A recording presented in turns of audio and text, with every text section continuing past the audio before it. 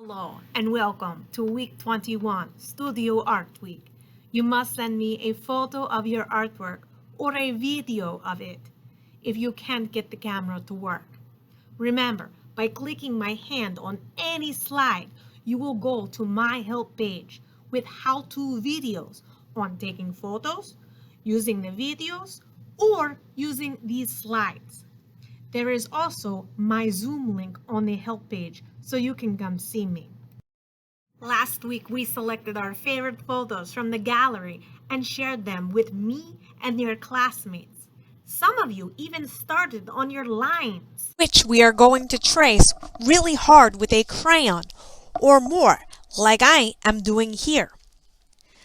I'm going to use one crayon.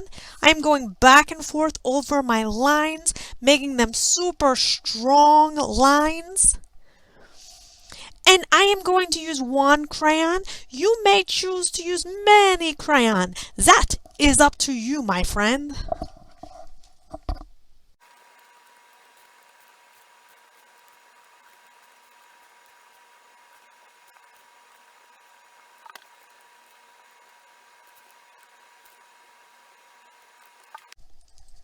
Now, the reason I made strong lines is because water and wax don't like each other. In fact, they'll push against each other. If your lines are strong, solid lines, they will keep the water from coming into the shapes. Okay?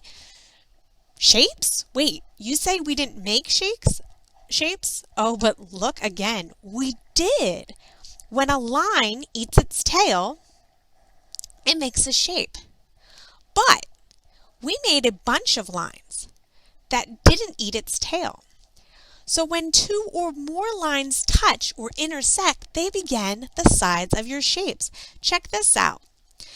Now, this here is a flat corner.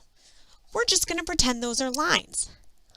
If I follow that line, now I'm come here, I follow this line, oh, I hit another line, I'm going to follow this line, and it brings me back. That is a shape. I'm going to do a small shape for you here. If I come here to my zigzag and it comes and touches my bumpy line, I have a shape that looks kind of like a triangle, but sometimes your shapes won't have names. Now I colored this in just to give you an understanding. We are going to paint the shapes that you find. So, this here would be a shape that you could paint. And remember, your finger is like a bumper car, and the walls are the lines. I can't come into this little room here. I keep bouncing. So this is a shape. If I come over here, this is a shape. And this B here actually comes into a bigger shape here. So I have 1, 2, 3, 4, 5, 6, 7, 8, 9, 10 shapes. You may have more, you may have less. once you make your line strong with crayon, we are going to stop the video, then click the green next arrow so you can touch the easel to work with paint. You will need your paintbrush, and a container of water halfway full. The paintbrush should be inside your paint container. But wait, you didn't make your lines or label it yet? Not to worry. Just keep listening and I will show you how to make your lines. If you haven't gotten your art supplies yet either, you're going to try using the media center inside the studio. Just make sure once you open the media center, you go back and you touch that easel to follow the demonstrations like everybody else. Thank you and have a good day. It's time for the fun. Get your art bags out. And on your in your art bags, you have the stop form. We may use the back of this paper at some point in time, so don't worry about putting anything on it. But the stop paper says this art bag is for art class only. Please have this bag with you for art class. Please write your name on the line below and always keep this paper in your bag. You will use these supplies in our art lessons. Love, Mrs. Brendlinger. So please make sure you write your first name and your last name here. That way too, if you leave your bag somewhere, or like maybe you go to a daycare or something, they know whose it is. So that's number one. Then, I'll get to all this fun stuff in just a second. You also have your paint. Just put it aside for right now. Now, you were given a stronger piece of paper and three half sheets of paper. Now, if you feel this, compared to this paper, it's a little bit thicker, it's stronger. This one flops a lot more than this one does, okay? It actually makes a different sound. Okay, this has like a higher pitch to it. Anywho, so this is your drawing paper. We're going to write D's on those. And this is your painting paper. We're going to put G's as in girl or good, okay? So what I'm asking you to do is get a pencil. If you don't have a pencil, get another writing implement and simply write a G like this in the corner. I did a capital G because it's a little bit easier to see, okay? And then after you label all four of your papers, so your three half sheets and your one big sheet with the G's, it is on to your drawing paper, the thinner paper, okay? Now, why are we labeling these? Because the good paper is thicker. It is for paint. If you were to paint the drawing paper, you will most likely, without a doubt, put a hole in your drawing paper because it's not strong enough to hold watercolor or not strong enough to hold paint. The good paper, the G paper, is painting paper. It is sturdy enough that it will hold the paint. However, if you go over the one spot too many times, you could possibly make a hole in it. And we'll get onto that in just a second. So the first thing I'd like to do today is I'd like you to get your small half sheet of paper, and we are going to prep it for next week. So get that, put it aside. You will need to put your drawing papers and your painting papers back inside the bag. Now, I'm going to show you the demonstration so that we can get ready for next week and your artwork. Okay, ladies and gentlemen, so you're going to take that half sheet of paper that you have a G on, and we're going to use that. I like to write my name. I put a dash or a minus sign, and I write my name right next to it. You should write your name. Don't write my name. Then I'm going to flip it over. Next thing, I'm going to draw some lines on here. Before I draw lines or show you where to put the lines, I'm going to very quickly go through some lines.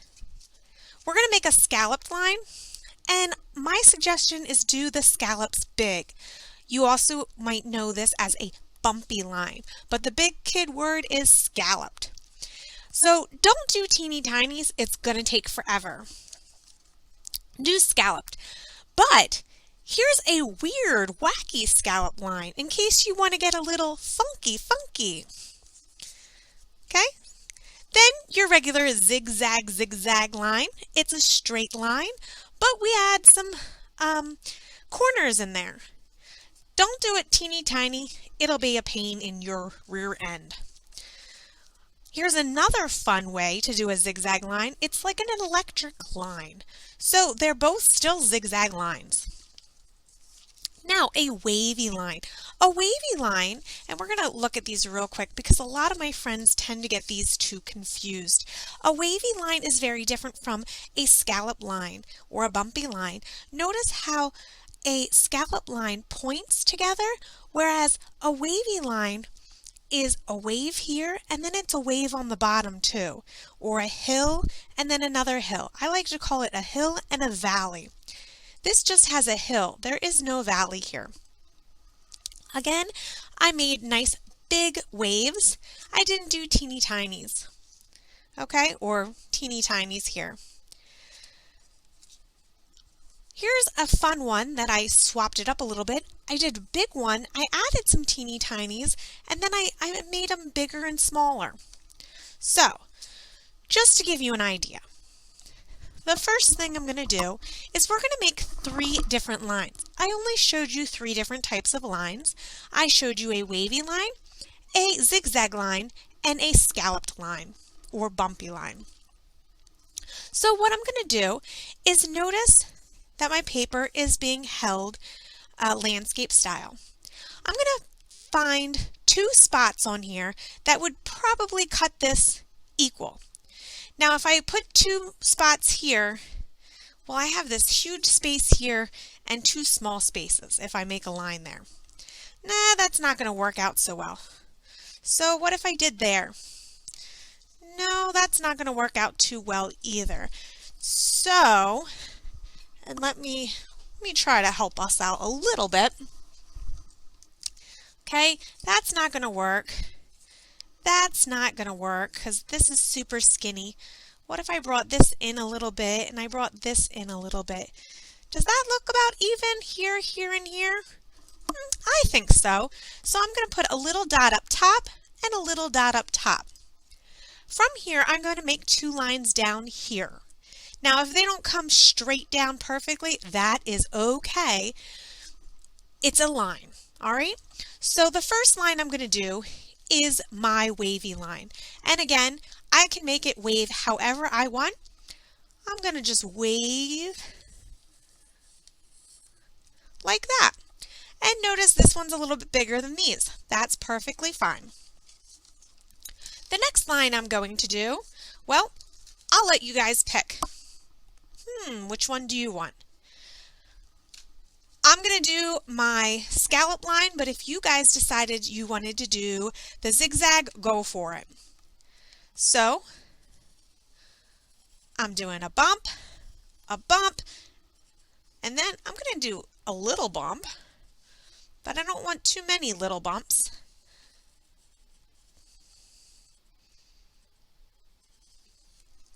And there you go. Made it interesting. A little bit different from both of these scallop lines. Looks like I've got M's and W's in there. So now I want to do my zigzag line.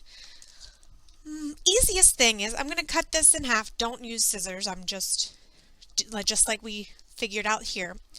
I want a line going right across. The best way to do that, in my opinion, is to make this portrait style. Find the spot that is in between your corners, right in the middle. Does that look like it's in the middle? I think so.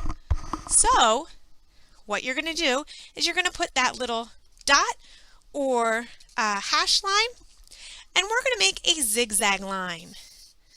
And again, my zigzag line is going to look kind of like mountains or like a heartbeat line. Maybe not quite a heartbeat. Kind of crazy like that. So you'll notice that we have some spaces in here. Those spaces are going to be important next week. This is why I didn't ask you to do loop-de-loo lines. Loop-de-loo lines tend to make too many spaces, and it's going to be very tricky for you. So now that you made your lines, it is time to trace them with crayon, like I showed you earlier in this video. When you are all done, touch the green next arrow to see the demonstration on the easel. That's the blue splat painting.